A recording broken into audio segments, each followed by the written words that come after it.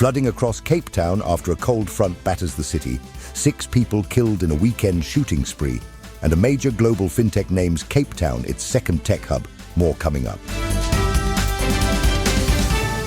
Welcome to Cape Town News. Do hit subscribe and never miss a thing.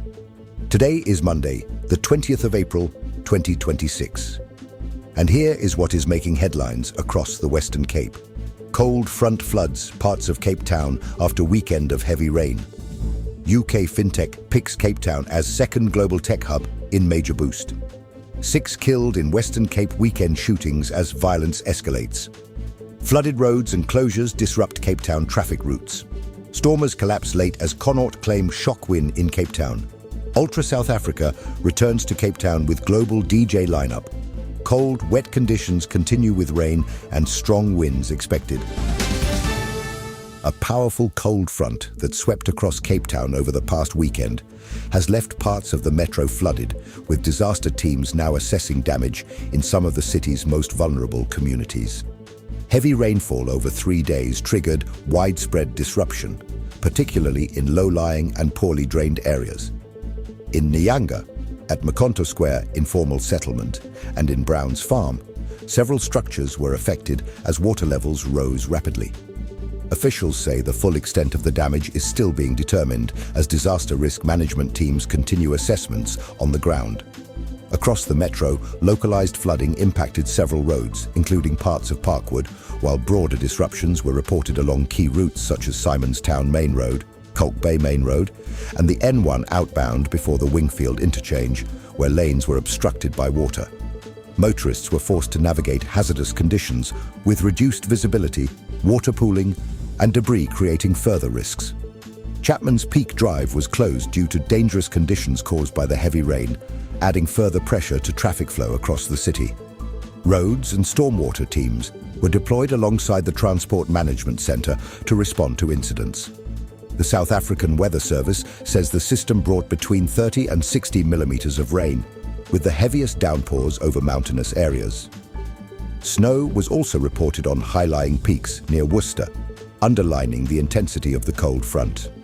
While conditions are expected to ease, authorities warn that residual flooding may persist as water levels take time to recede.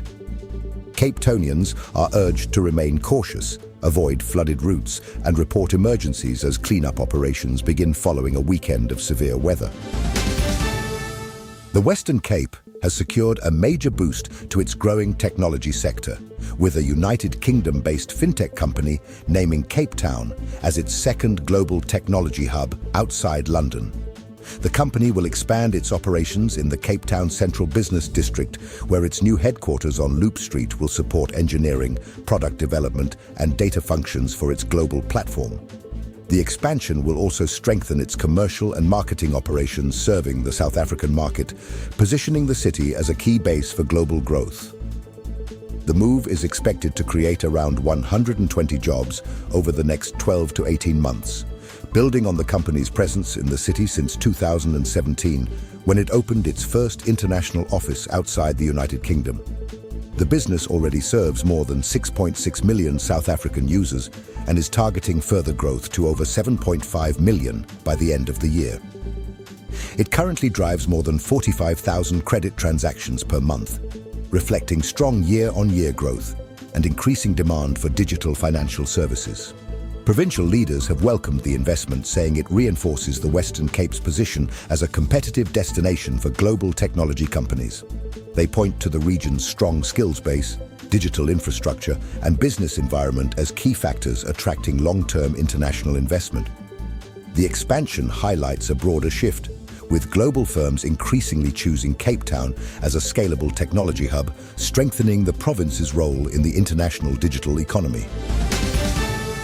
Police across the Western Cape are investigating a series of violent incidents over the weekend that have left 6 people dead and several others injured, as concerns grow over ongoing violence in hotspot areas.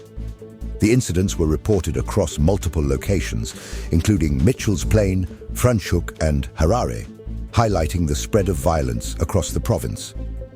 In Lentegeur, Mitchell's Plain, a 17-year-old boy was shot and killed in Morgan Village on Friday night. In a separate incident in Portland, an unidentified man was killed during a shooting at a taxi rank. In Franschhoek, police are investigating shootings at 3 spaza shops in the Langrug informal settlement, where 2 foreign nationals were killed and another person was injured. In Harare, 2 foreign nationals were shot and killed while delivering goods in an attack that police say remains under investigation. No arrests have yet been made in connection with these incidents.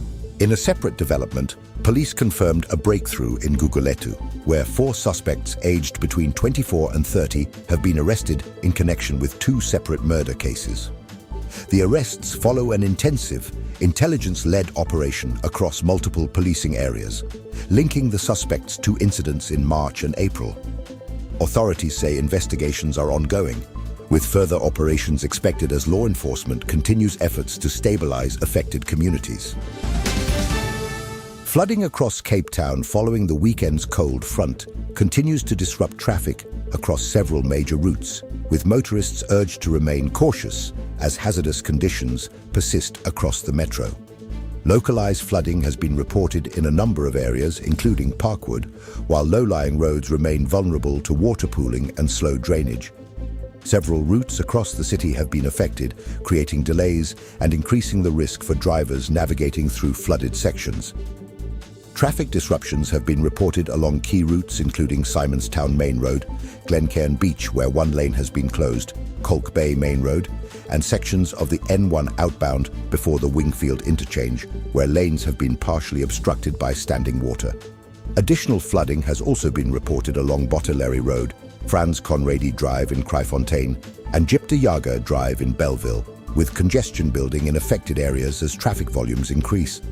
Chapman's Peak Drive remains closed due to unsafe conditions following heavy rainfall, placing further pressure on alternative coastal routes. City services, including roads and stormwater teams, continue to respond to incidents through the Transport Management Centre, clearing debris and addressing flooding hotspots. Authorities are urging Cape Townians to avoid flooded roads, remain alert, and allow for extra travel time as conditions gradually improve. The Stormers suffered a disappointing defeat in Cape Town over the weekend, going down 33-24 against Connacht in their United Rugby Championship clash. Despite periods of control during the match, the home side lost momentum in the final 15 minutes, allowing the visitors to capitalize on a series of costly errors and secure a bonus point victory. The Stormers made a slow start, struggling to find rhythm early on, which allowed Connacht to take initial control. While the home side recovered and showed strong attacking intent at times, they were unable to maintain consistency throughout the game. Their usually dominant scrum was neutralized, limiting one of their key strengths, while handling errors and missed opportunities in attack proved costly, particularly in the second half. Defensive lapses and poor decision-making under pressure also contributed to the late collapse, with Connacht taking full advantage of turnovers and broken structure. The result raises concerns for the Stormers as they approach a crucial stage of their campaign, with improvements needed in discipline, execution, and game management ahead of their upcoming fixtures. Ultra South Africa returns to Cape Town this weekend for its 11th edition, bringing one of the continent's biggest electronic music festivals back to the mother city. The event takes place on Sunday at the Ostrich, with gates opening at 2 in the afternoon and running through to the early hours of the morning. With a public holiday on Monday, organizers are expecting strong attendance as festival goers take advantage of the long weekend. This year's lineup features a mix of international and local talent, including John Summit, Afrojack back-to-back with R3hab, DJ Snake, Axwell, Apache, Dennis Ferrer, and South Africa's own Shimza, alongside a wider supporting lineup across multiple stages. Known for its large-scale production, immersive stage design, and high-energy performances, Ultra South Africa continues to attract crowds from across the country and beyond. The event also delivers a notable boost to Cape Town's tourism, hospitality, and nightlife sectors. Organizers say this year's edition aims to build on previous success, with a strong focus on fan experience, safety, and world-class production standards. Tickets are available from 995 Rand, with organizers encouraging early booking due to high demand. Here are your money, commodities, and crypto updates. Starting with the major currencies, the US dollar is trading today at 16 Rand and 38 cents. The British pound stands at 22 Rand and 12 cents, and the euro will cost you 19 Rand and 26 cents. Moving to the commodities market, gold is priced at 2,522 Rand and 29 cents per gram. Silver is trading at 42 Rand and 4 cents per gram. Platinum is valued at 1,101 Rand and 65 cents per gram.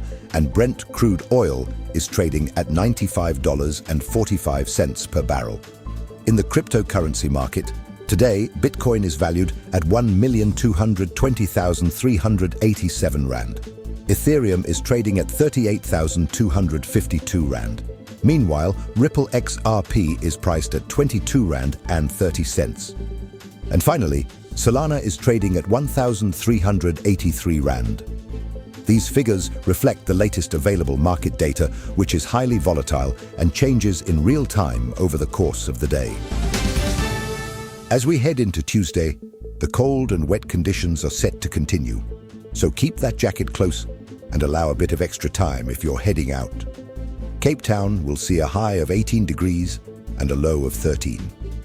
Paarl reaches 17 with a low of 7, while Stellenbosch peaks at 18 and drops to 11 overnight. Cloud cover will sit in throughout the day with a 65% chance of rain and a slight chance of thunderstorms. Winds will come from the west-northwest at around 20 kilometers per hour, keeping things cool, especially along the coast. The ocean remains rough with swell at 3.2 meters on a 12-second period. High tide is at 5:41 in the morning, low tide at 3 minutes to 12, and high tide again at 6:15 in the evening. Sunrise is at 13 minutes past 7 and sunset at 16 minutes past 6 with a moderate ultraviolet index of 4. With that, we conclude today's bulletin, and now you know what's happening in the mother city. Thank you for watching Cape Town News. Do make sure to subscribe and turn on notifications so you don't miss the daily bulletin at 3 p.m. Cape Town News is funded by you, and if this bulletin matters to you, please support us on Patreon. The link is in the description. We appreciate your support and your feedback in the comments. Until then, stay safe, informed, and connected.